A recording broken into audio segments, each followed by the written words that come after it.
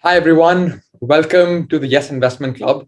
This is the second chapter of the basic investing course, and this chapter will focus on stock markets.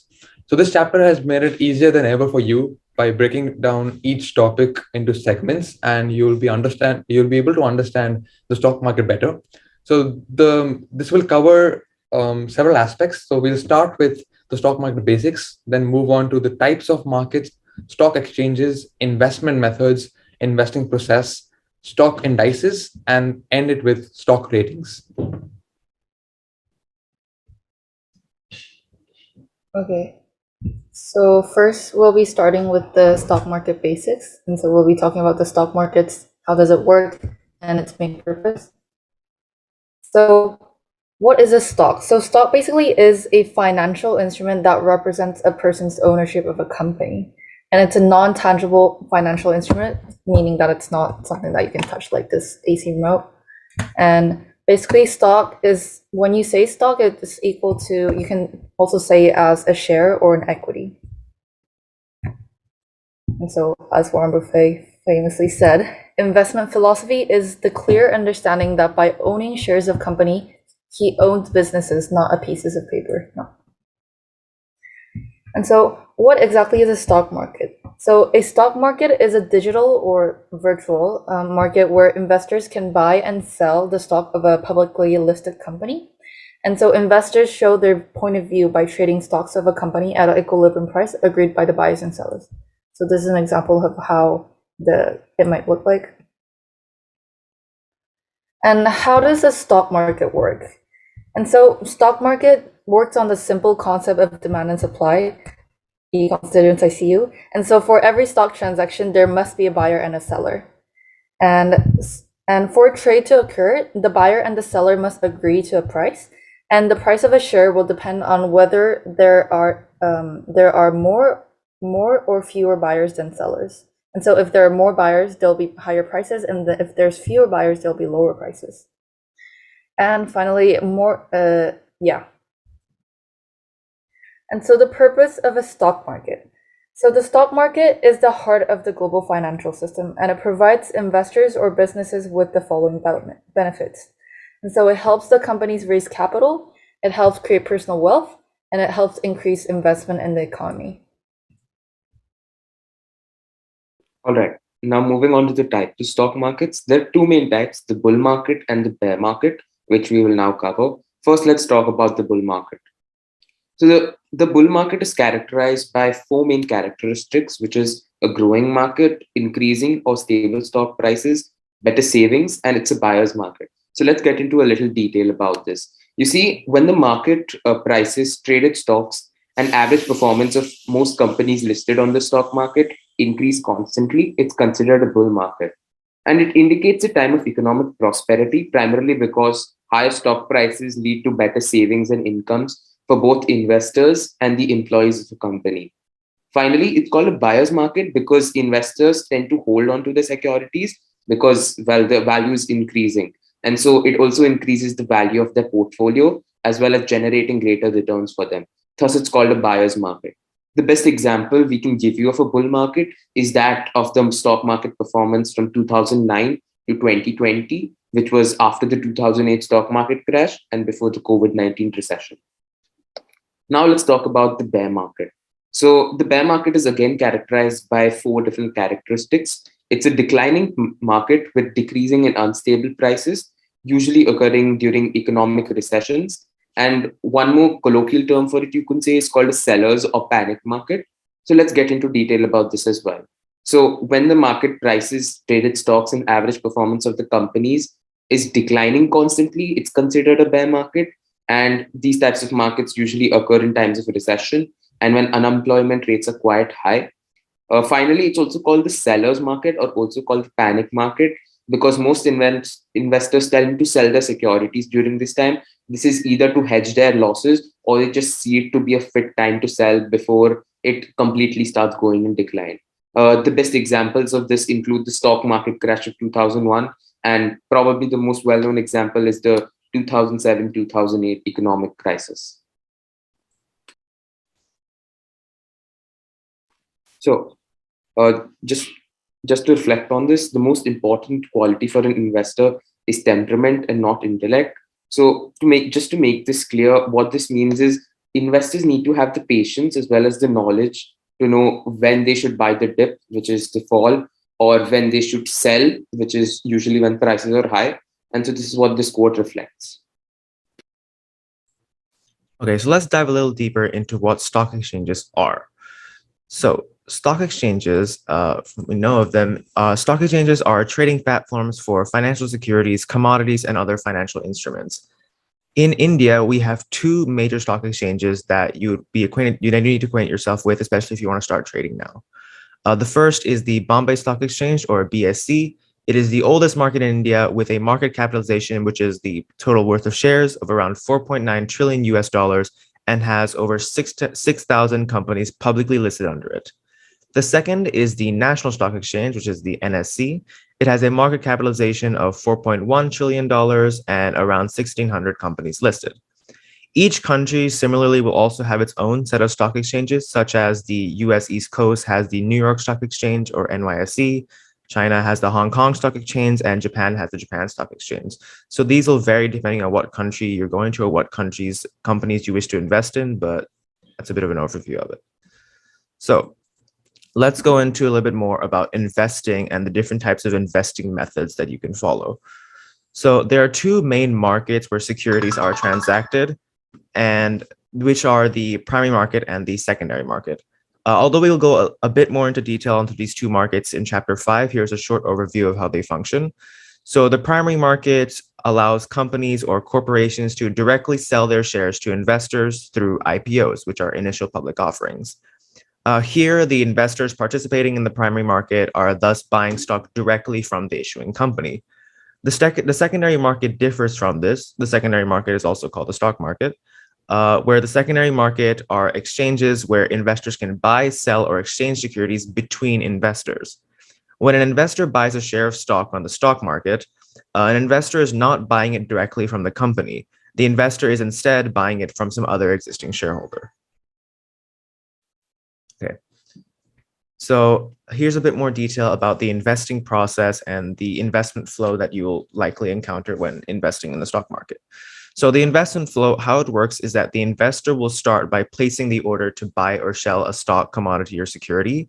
The broker, who is an individual that checks whether the investor has sufficient funds and approves the offer through the platform. And then the stock exchange, which is where the order hits the market. If the order is matched, then the trade will be executed.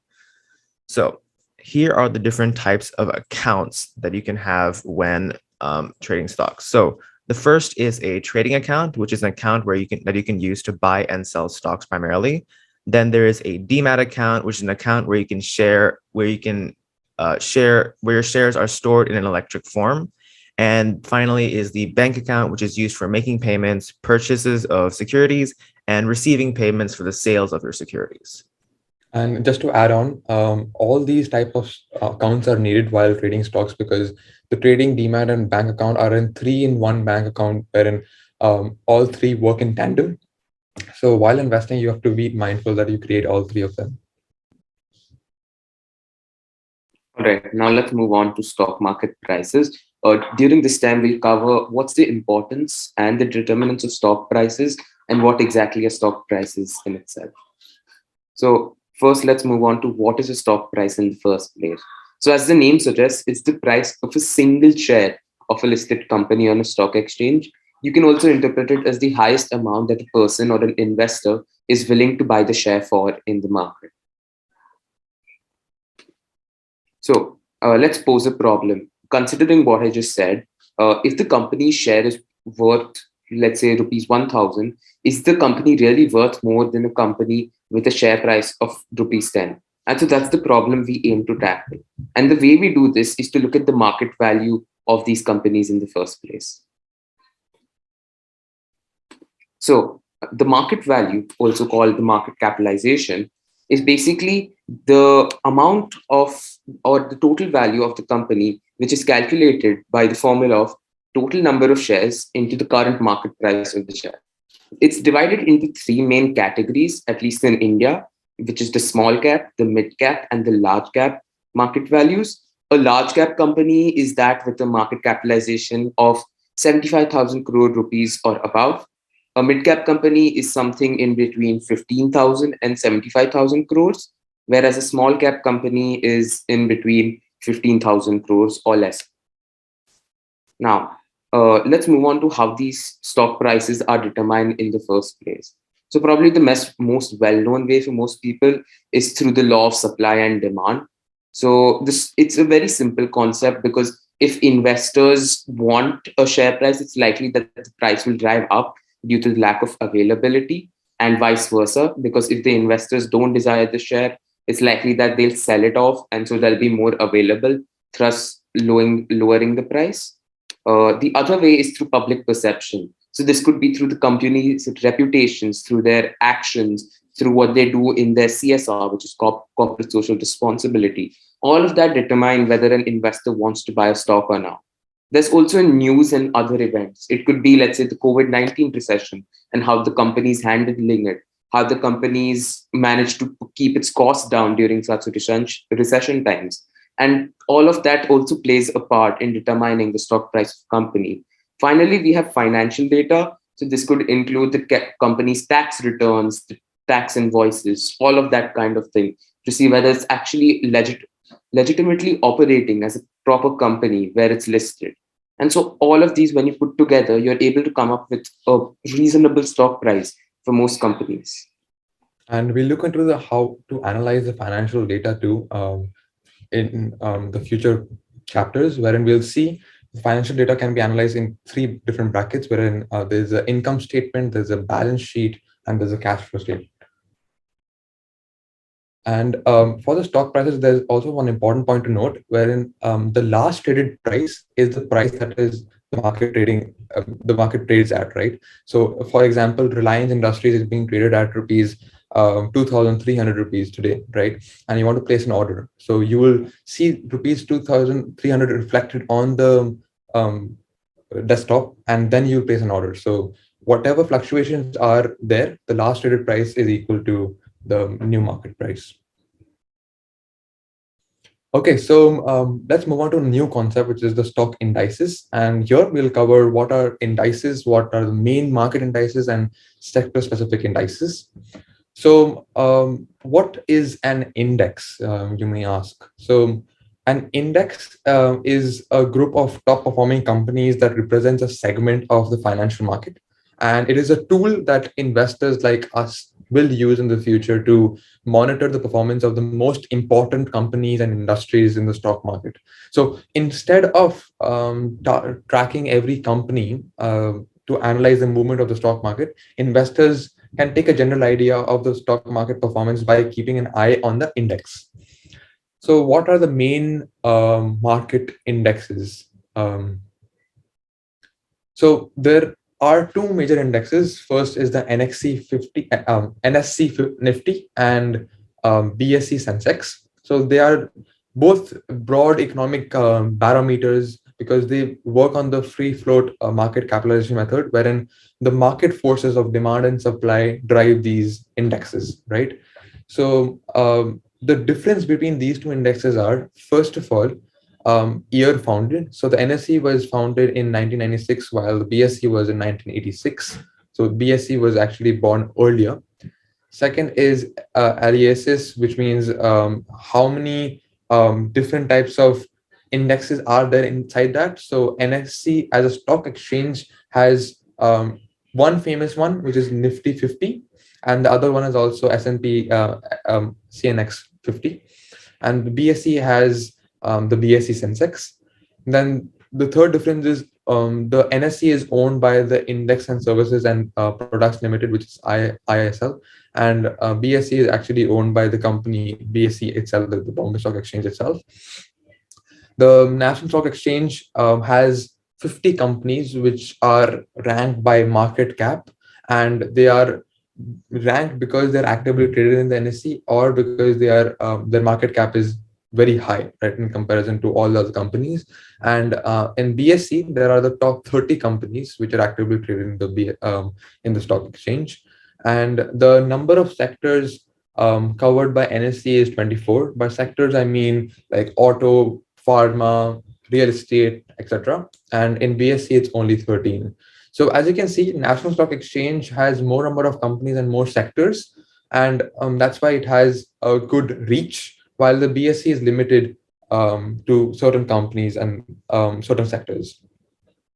The important point is also that if you want to understand how a market index works, is that similar to how an index in the book can help a reader quickly find information and the words and like phrases of information, a stock market index can aid investors to easily analyze the market trends, right? So yeah, let's move on to the sector specific indices. So what are they first of all? So investors often require like specific information linked to a particular industry rather than just the biggest stocks or the companies that are performing well, right? This is where the sector specific indices come into play. And as the name suggests, sector specific means it gives summaries and benchmarks to certain sectors of the industry. So it allows investors to track a stock against like a specific sector like banking or IT or pharmaceuticals. And these are industries that actually have indices separately made for them, right? So both the BSE and NSE that I've spoken about earlier have sector specific indices, wherein the NSE, to talk about for the banking sector, the financial sector has Bank Nifty, whereas the BSE has Bank X. Then for the IT sector, it has CNX IT Nifty and BSE has BSE IT. And for the pharmaceutical, it's simple as Nifty Pharma, and BSE has healthcare, BSE healthcare. So you might be understanding this concept, and people do invest in indices. Their whole sole motive can be investing in indices because um, like experts have said that these indices usually have a lower risk. Why? Because they are a accumulation of all the stocks who are top performing, right? So it is bound to grow. It can also happen a loss, but the loss cannot be so significant in comparison to the growth, right? So this is all. And other difference is these NSE sector specific indexes had different prices in comparison to the BSE sector specific indexes. And experts recommend investing in the NSE sector because it's more oriented to the national market rather than just focusing on what the Bombay or the state market has to say.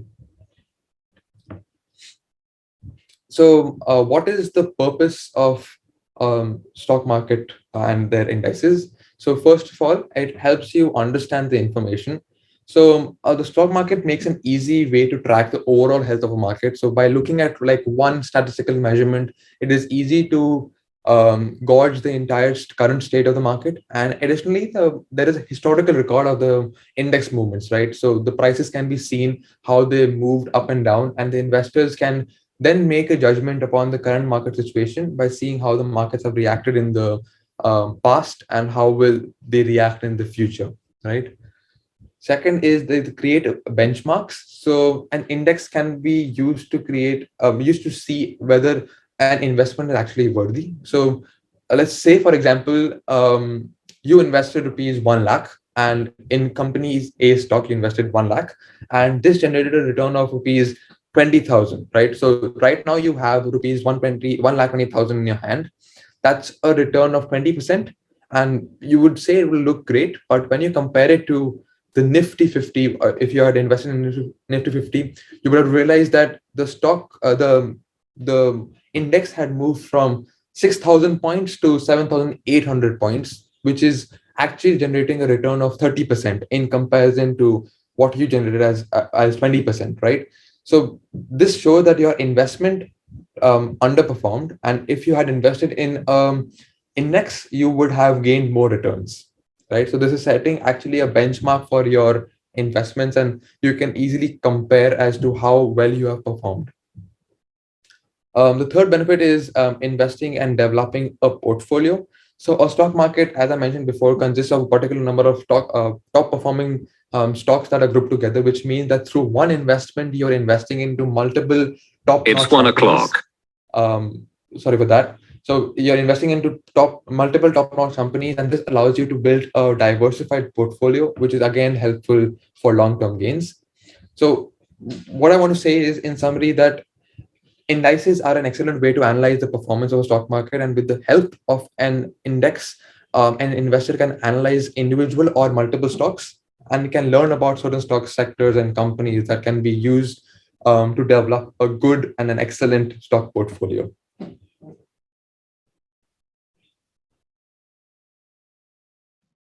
Right, and now we'll be moving on to stock ratings. So we'll be talking about what are stock ratings and where are they used. So stock ratings, so you know how restaurant ratings and movie ratings work? It's just basically the same concept, but for stocks. So to understand whether a stock has been performing well or not, a stock rating evaluates the performance of a stock over a given period of time. So, this is an example of a stock rating chart.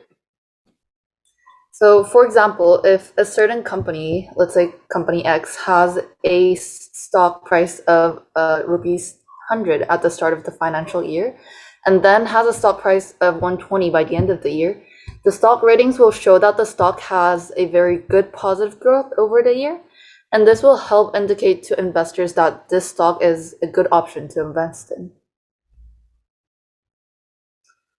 And so, why are stock ratings helpful?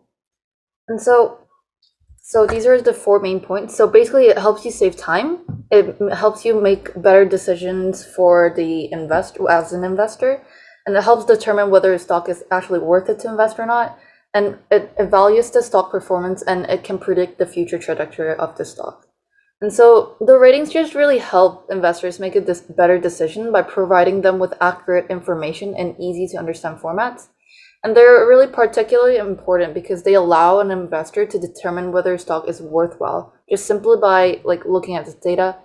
And it helps in evaluating whether the stock has performed well in the past and therefore predict future performances.